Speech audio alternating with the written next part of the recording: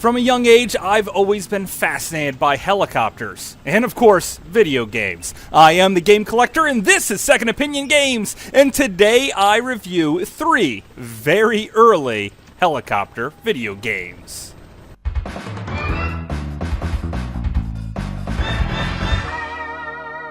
Second Opinion Games.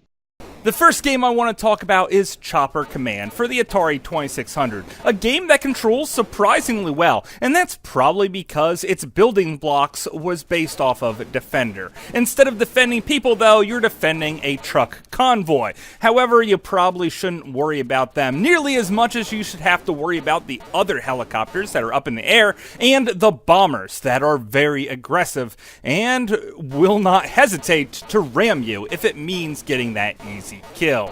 And graphically, you'll notice that it actually holds up relatively well. The controls are pretty good as well, and the music, well, there really isn't any. Matter of fact, your gunfire is most of the sound, and it sounds pretty awful. Occasionally, you will hear some other bleeps and bloops in there, but it's nothing that really draws you into the game. It's mostly just the tight controls.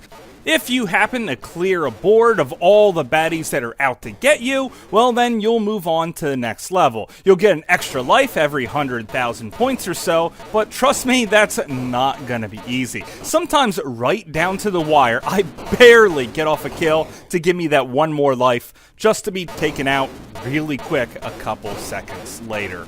And that's why you'll probably want to move really slow at first, creeping forward and keeping an eye on that radar so you know exactly where the baddies are. But eventually they are going to get you. This is one of those games without an end, which is one of my big problems with the Atari 2600 in general. The games just never freaking end, which means you will always lose. And that's not a bargain I'm willing to take on.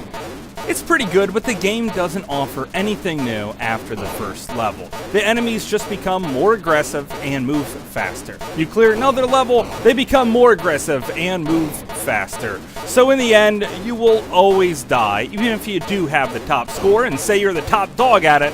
Eventually, they're gonna get you no matter what. So in the end, it feels a little pointless. So I want to move on to, instead of just killing things, how about saving some lives?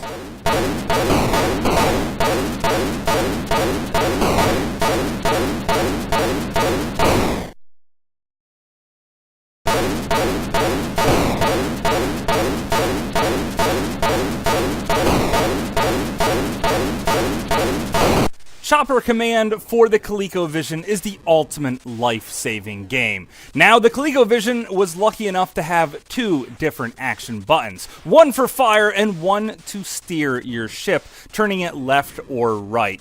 This is really good because it opens up a whole new way of gameplay that just could not be done on previous game consoles like the Atari 2600. So now the focus switches between blowing everything out of the air and blowing up stuff on the ground, including houses that hold people in it. And you have to pick up the people and fly them back to your headquarters and let them go. Now, it seems kind of odd that these freaking POWs are stored so close to, like, your embassy or wherever you're trying to drop them off at. It's almost like they're just begging for a war to start out. So you have to save about 50 of these people. If you load up your helicopter and your helicopter is destroyed, well, you know what? Those people are dead and they cannot be saved.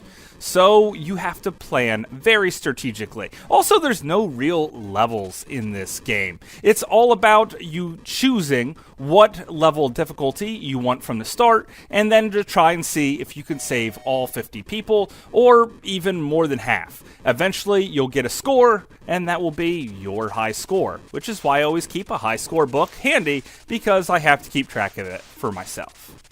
Increasing levels of difficulty just means your enemies are gonna move faster. There's gonna be more of them, and they're gonna be harder to shoot down. And again, because this is an early video game, it doesn't really seem to have an end. Eventually, you can set it on the highest level of difficulty and try and see about saving all 50 men without being shut down. But there's no happy ending here. It just starts all new, all over again, every single time. You can feel like you completely mastered this game and never really be satisfied with it, and that's probably my biggest gripe with the whole game. The graphics are still fairly basic. I mean, this was the early days of video games, but the gameplay really holds on pretty strong. Matter of fact, they're still making Choplifter games up to the Super Nintendo at the very least, and I wouldn't be surprised if there was some. I don't play many modern games. Is this still around? I don't know. But it really should be, because it is pretty darn good. But how about a game where you personally have a helicopter? Like, freaking strapped to your back.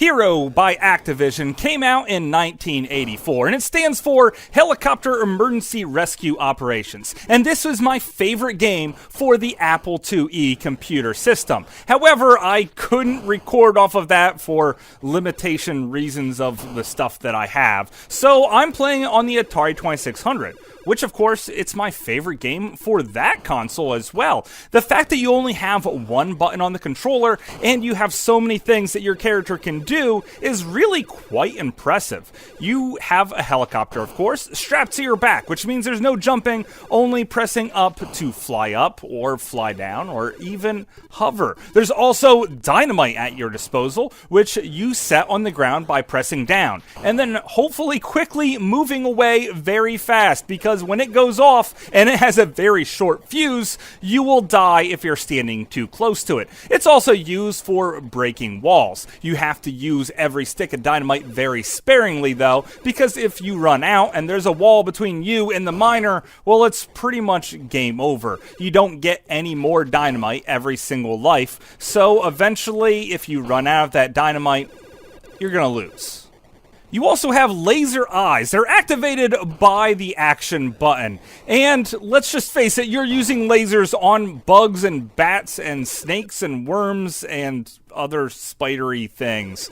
Yeah, they're kind of going to waste here, but it is useful for working your way through the level. And there's a lot of levels to this game. There's 20 of them, and if you happen to clear all 20, well then you're a pro, and the game knows it and will actually say pro at the bottom of the screen. I usually die probably around level 13 or 14, and then I quit and come back to it a few days later because I know that there is an actual end to this game. Level 20, then it just starts a whole matter of bullcrappery hard, and I pretty much consider myself beating the game once I finally make it to that 20th level, which I never seem to do, but I'm okay with that because that gives me a goal in the future to overcome.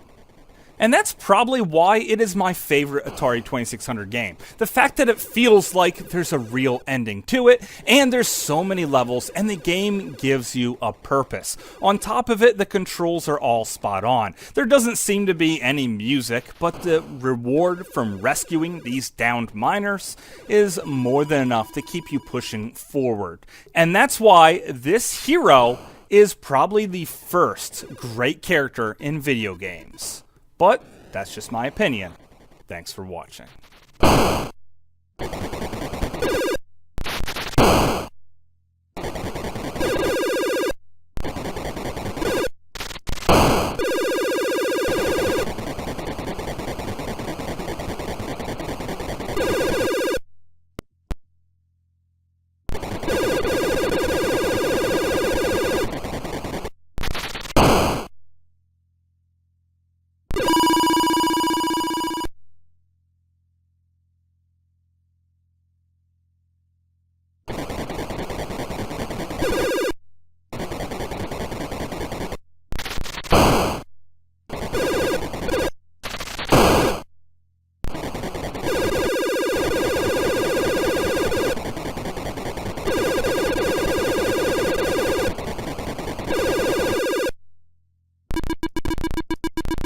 hopefully you guys enjoyed this review. I had a great time making it, and I'm sorry about focusing super retro. I like to keep things old school, but I usually don't go back this far. So if you want to see more videos like this, let me know. Or if you want to see more stuff somewhat modern, or even the CDI, I've been playing an awful lot of that lately, well then, leave me a message and fill me in on some classic hidden gems that you think are out there that no one else talks about.